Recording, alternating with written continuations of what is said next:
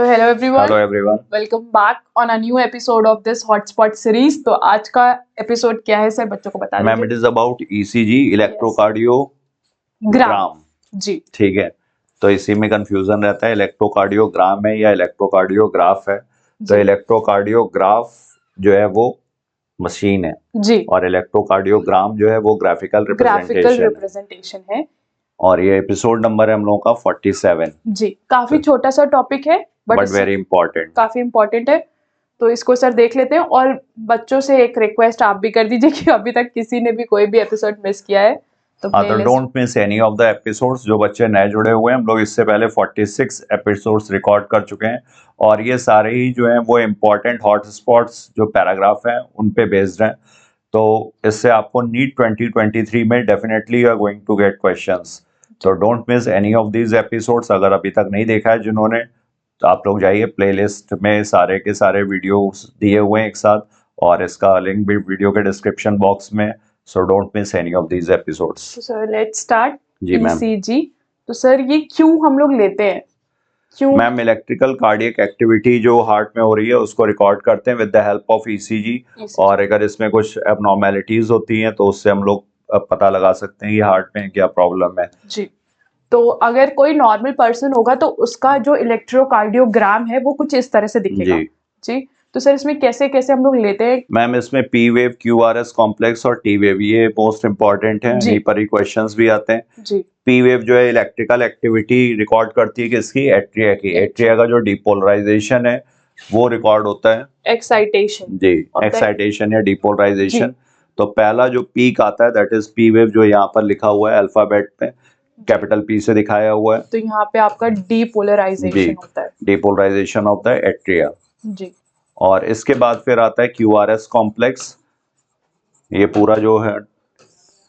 और QRS complex will represent the ventricular systole, ventricular contraction या ventricular depolarisation. जी। और इसके बाद है फिर T wave. T wave represents ventricular repolarisation.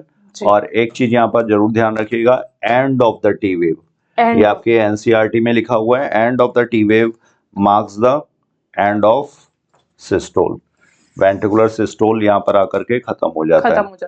तो सर ये 3 पॉइंट्स बहुत इंपॉर्टेंट है। इसके दौरान सर पेशेंट को हम लोग कैसे रिकॉर्ड करते हैं वो थोड़ा सा एक्सप्लेन इसमें लीड्स कनेक्ट किए जाते हैं, 6 चेस्ट लीड्स होते हैं जो एंटीरियर पोस्टीरियर पोजीशन में हार्ट का पूरा रिकॉर्ड करते हैं, और अपर साइड लोअर साइड। तो 6 चेस्ट लीड्स हो गए, V1 V2 V3 V4 V5 V6, 6 chest Leeds, और बाकी के लिम्ब लीड्स रहते हैं।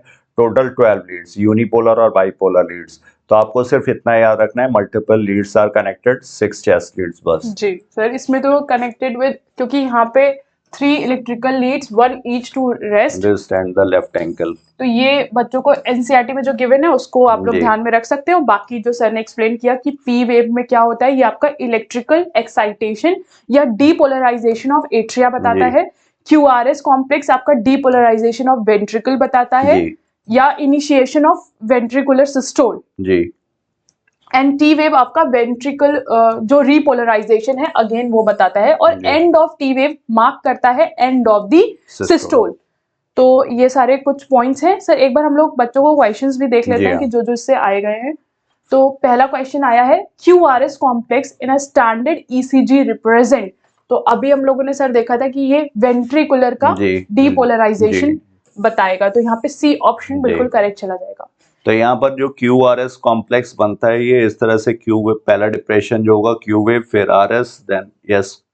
और यहाँ पर जो ये क्यू वेव है ये क्या रिप्रेजेंट करती है, ये आपको बताना है। अगर एबनॉर्मल है, साइज में ये एबनॉर्मल है, तो ये क्या रिप्रेजेंट करेगी? तो कमेंट बॉक्स में आपको आंसर इसका करना है। Next sir, match the following से क्वेश्चन आया है।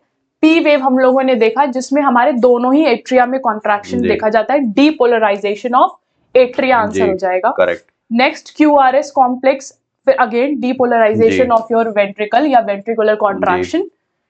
टी वेव में हम लोग देखते हैं सर रीपोलराइजेशन फिर से हो जाता है, और एंड ऑफ जो टी वेव है वो हमारा एंड ऑफ सिस्टोल। और फिर दिया है reduction in the size of T wave क्या रिप्रेजेंट करता है। तो जिस तरह से यहाँ पर क्यू वेव की एबनॉर्मेलिटी थी उसी तरह से टी वेव का भी एबनॉर्मल साइज अगर रिडक्शन हो जाता है तो ये कोरोनरी इस्कीमिया में दिखाई पड़ेगा। Coronary ischaemia is nothing but myocardial ischaemia भी बोलते हैं इसको। इसमें रिड्यूस्ड ब्लड फ्लो हो जाएगा डी। तो यहाँ पे ऑप्शन अगर हम लोग देखें तो बी करेक्ट हो जाएगा जी। तो ये ऑप्शन आप लोग मार्क कर सकते हो। नेक्स्ट क्वेश्चन अगेन सर हमारा ग्राम दिया हुआ है, इसको बताना है कि पी वेव क्या रिप्रेजेंट कर रहा है। तो सारे जितने भी वेव्स हैं उनको अच्छे से बिल्कुल पता होना चाहिए। तो यहाँ पे आपका क्या हो रहा है, कॉन्ट्रैक्शन शुरू हो रहा है दोनों एट्रिया का, एक्साइटेशन शो करता है, depolarization of atrium. Next question है given below is the ECG of the normal human, which one of its component is correctly interpreted?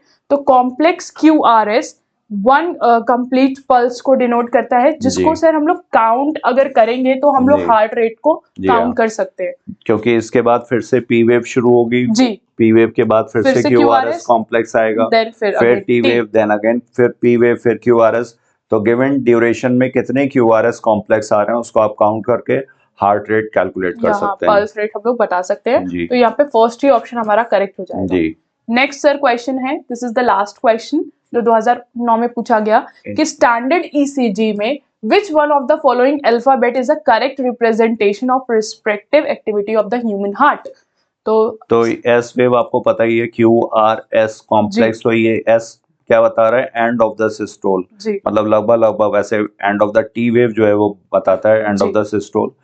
T end of diastole, तो ये गलत हो गया, यहाँ पे वेंट्रिकुलर सिस्टोल था। और डीपोलराइजेशन ऑफ द एट्रिया, ये पी वेव, ये सही है, बताता है डीपोलराइजेशन या एट्रिया का एक्साइटेशन। और आर वेव जो है रिपोलराइजेशन ऑफ वेंट्रिकल्स दे रहा है। बच्चों एक क्वेश्चन मेरी तरफ से, अगर डीपोलराइजेशन ऑफ एट्रिया दिया हुआ है, डीपोलराइजेशन ऑफ वेंट्रिकल दिया हुआ है, T wave representing repolarization of ventricle, तो एट्रिया का रिपोलराइजेशन किससे रिप्रेजेंट किया जाएगा, या होगा या नहीं होता है? तो ये आपको आंसर करना है कमेंट बॉक्स में। एक बार हम लोग देख लेते हैं कि हम लोग ने देखा है ईसीजी इलेक्ट्रोकार्डियोग्राम, जिसमें हम लोग इलेक्ट्रिकल एक्टिविटी हार्ट की रिकॉर्ड करते हैं। जो पी वेव होता है वो आपका कॉन्ट्रैक्शन या एट्रिया का एक्साइटेशन या डीपोलराइजेशन ऑफ एट्रिया बताता है।